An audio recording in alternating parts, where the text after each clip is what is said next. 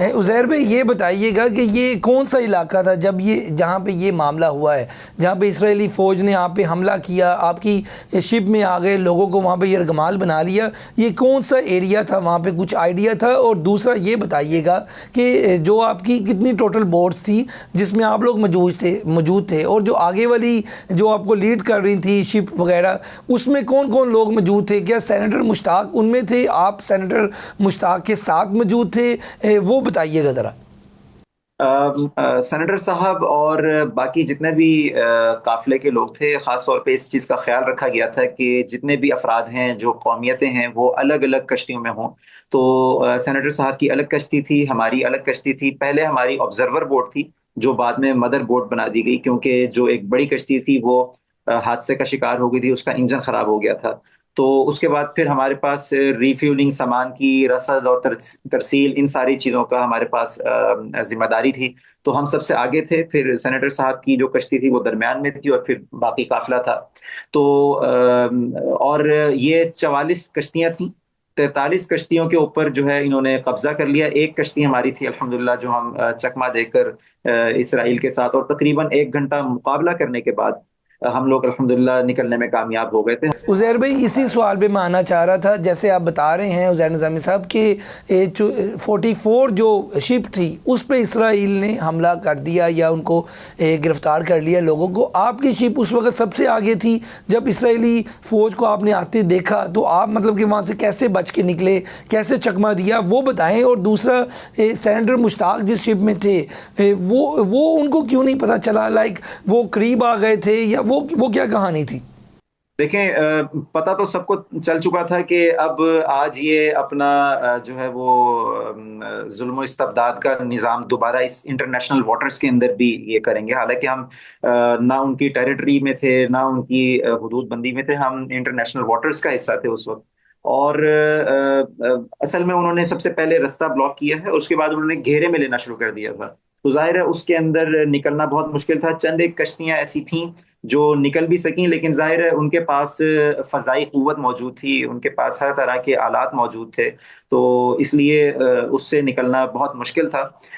البتہ ایسا ہوا کہ ہمارا جب ان کے سامنے آمنا سامنا ہوا، ٹکراؤ ہوا، تو ہم پر انہوں نے واٹر کیننز وغیرہ کا استعمال کیا تمام کشتیوں پہ، بلا اشتہار انہوں نے جو ہے وہ بلا تفریق انہوں نے استعمال کیا، انہوں نے گیسز کا استعمال کیا۔ تو ہماری کشتی چونکہ موٹر بوٹ تھی، تو لہٰذا ہم الحمدللہ موڑ کر نکلنے میں کامیاب ہوئے۔ تو ہمارے پیچھے انہوں نے ایک اپنا بحری جہاز لگا دیا، اور ڈرونز کے ساتھ وہ ہمارے بالکل، یعنی ہماری ونڈ سکرین کے اوپر وہ لاتے تھے ڈرونز کو، تاکہ ہمارا جو کپتان ہے، جو ایک ترکی کا بہادر کپتان تھا ماشاءاللہ، اس کی جرت کو سلام ہے کہ اس نے وہ ڈرونز، وہ ونڈ سکرین جو ہماری بالکل ہے اس کے اوپر لا کر ٹچ کرنے کی کوشش کرتے تھے اسرائیلی، تاکہ ہم کشتی کو روکیں یا کچھ کریں، لیکن الحمدللہ ہم جو ہے وہ ان کے حصار سے نکلنے میں کامیاب ہوئے، اور تقریباً 1 گھنٹہ مسلسل جو ہے وہ ہمارا یہ وہ مقابلہ ہمارا یہ ان کے ساتھ رہا ہے، اور وہ پیچھا کرتے رہے ہیں۔ عزیر نظامی صاحب یہ بھی بتائیے گا کہ جب اسرائیلی فوج کے ساتھ آپ کا مقابلہ ہوا یا جب وہ آپ کے آمنے سامنے آئی تو ایک اسلحہ تو ان کے پاس ہم نے ویڈیو میں بھی دیکھا تھا، تو جو باقی لوگ تھے کیا انہوں نے ان کو گرفتار کر لیا؟ کیا انہوں نے ان پر تشدد بھی کیا؟ اور جو سینیٹر مشتاق جو پاکستانی سینیٹر بھی ہیں، بڑا نام ہے ایک، اور ان کی بھی جرت کو سلام ہے اور آپ کی بھی، تو ان کو بھی وہاں پہ گرفتار کر لیا؟ پہلے یہ خبر آئی کہ ان کو گرفتار کر لیا، یا پھر یہ کہا گیا کہ وہ بھی بچ نکلے ہیں، لیکن پھر پتہ چلا کہ نہیں وہ گرفتار ہی ہو گئے ہیں؟ تو یہ بھی ذرا کلیئر کیجئے گا، جب ان کو کیا ایک بوٹ میں لے گئے، کیا کیا کہ ان سارے لوگوں کو اکٹھا کر کے لے گئے تھے؟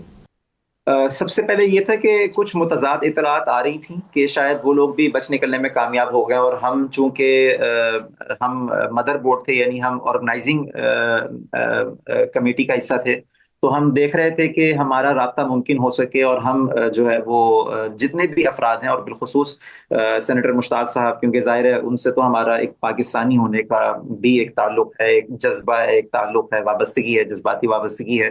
تو ہم ان سے رابطہ کرنے کی کوشش کرتے رہے، لیکن بعد میں ہمیں بہرحال اطلاعات آ گئی تھیں کہ ان کو بھی جو ہے وہ اغوا کر لیا گیا ہے۔ ایک چیز جو عام طور پہ میڈیا پہ سرکولیٹ ہو رہی ہے کہ گرفتار کیا گیا، میں دیکھیں ہمیشہ کہتا ہوں کہ اس کو گرفتاری نہ کہیں۔ گرفتاری تو تب ہوتی ہے جب آپ کوئی غیر قانونی کام کر رہے ہوتے ہیں۔ ہم تو انٹرنیشنل واٹرز میں تھے، غزہ کے معصومین، مظلومین، محصورین کی حفاظت کے لیے، ان تک اپنا امدادی سامان پہنچانے کے لیے، اور ہمارے پاس کسی طرح کا کوئی مزاحمتی سامان موجود نہیں تھا۔ یعنی آپ یہ حساب دیکھیں کہ ہمارے پاس جو سامان تھا اس کے اندر بچوں کو جو دودھ دیا جاتا ہے ان کی نشو و نما کا، ہمارے پاس وہ دودھ تھا، فارمولیٹڈ ملک تھا، ہمارے پاس ادویات تھیں، ہمارے پاس پانی تھا، ہمارے پاس چند بسکٹ اور اس طرح کی چیزیں تھیں، دالیں تھیں۔ اس کے علاوہ ہمارے پاس کوئی ایسا سامان نہیں تھا جو کسی بھی صورت اشتعال انگیزی کے زمرے میں آتا ہو۔ تو ہمیں تو انٹرنیشنل واٹرز کے اندر سے اغوا کیا گیا، ہمارے جتنے بھی قافلے کے جتنے بھی افراد تھے، سینیٹر مشتاق صاحب کو، اور بعد میں انہوں نے اپنے اپنے یعنی ایسا ہوا کہ ان کی چونکہ 12 بڑے بحری جہاز تھے، تو جس جس بحری جہاز کے پاس جو جو کشتی تھی وہاں سے انہوں نے اپنے فوجیوں کو ڈپلوائے کر کے اور پھر اپنے اپنے اس بحری جہاز کے اندر وہ لے کے جاتے رہے ہیں۔ ہماری اس وقت ساری لیگل ٹیم پوری کوششوں میں ہے، انشاءاللہ الحمدللہ۔ جو مختلف قومیتوں سے تعلق رکھتے ہیں، جو اس پوری گلوبل سمت فلوٹیلا کے جو لائرز ہیں، لیگل ٹیم ہے، وہ سینیٹر مشتاق صاحب کی رہائی کے لیے الحمدللہ پوری کوششیں کر رہے ہیں۔ عزیر نظامی صاحب، یہاں پہ ایک بات اور آپ سے پوچھنا چاہیں گے، وہ یہ کہ جو آپ کی سینیٹر مشتاق سے، کیونکہ آپ بتا رہے ہیں پاکستانی، آپ بھی پاکستانی، ہم بھی پاکستانی، اور سینیٹر مشتاق بھی، تو ایک جذباتی تعلق بھی تھا وہاں پہ، تو ہر قوم کا انسان تھا اور ہر تعلق تھا لوگوں کا۔ تو آپ کی کیا سینیٹر مشتاق سے بات ہوتی رہی وہاں پر؟ کیا گفتگو تھی جب یہ سارا معاملے کے لیے آپ لوگ جا رہے تھے؟ اور جو باقی 6 لوگ تھے پاکستانی، ان کی کیا اس وقت سچویشن ہے؟ وہ بھی گرفتار ہو گئے وہاں پر، ان سے کیا باتیں ہوتی رہی؟ وہ کس کس شہر سے تعلق رکھتے تھے؟ اس کے بارے میں بھی بتائیے گا۔ ابتدائی طور پہ 6 افراد کے اوپر مشتمل 6 رکنی وفد تھا جو پاکستان کی نمائندگی کر رہا تھا، جس میں سے ہمارے 2 ساتھیوں مولانا خطیب الرحمان صاحب اور اسماعیل خان صاحب، ان کو کشتیاں نہیں مل سکیں، کچھ کشتیوں کی کمی کی وجہ سے، اور ایسا معاملہ ہوا جس کی باعث جو ہے وہ کشتی کا حصول ان کے لیے ممکن نہ ہو سکا، تو ان کا سفر بس تیونس تک رہا۔ 2 ہمارے ساتھی پیر مظہر شاہ صاحب جو کہ وزیر اطلاعات کشمیر ہیں، ممبر پارلیمنٹ ہیں، اور بہت بڑا نام رکھتے ہیں، غزہ کے لیے بہت عرصے سے کام کر رہے ہیں، وہ اور ڈاکٹر اسامہ ریاض جو کہ شیب ابی طالب کے فاؤنڈر ہیں، ان دونوں کی ایک کشتی تھی، اور یہ لوگ تیونس سے نکل پڑے تھے، اور اس کے بعد ان کو اٹلی کے ساحلوں کے قریب جو ہے وہ طوفانی لہروں کے سبب اور انجن کی خرابی کے سبب ان کا سفر وہاں پہ موقوف ہوا، رک گیا۔ ان کے لیے دیگر کشتیوں کا بندوبست ہوتا رہا، لیکن چونکہ بس شاید سفر اتنا ہی تھا، اللہ سبحانہ وتعالیٰ نے ان سے اور بڑے کام لینے ہیں شاید، کہ وہ گرفتار نہ ہوتے اور پاکستان آ کر بھرپور آواز اٹھاتے، تو اس لیے پھر جو ہے وہ ان کو وہاں سے واپسی اختیار کرنی پڑی، پاکستان سے پھر صرف سینیٹر مشتاق صاحب اور یہ بندہ عزیر نظامی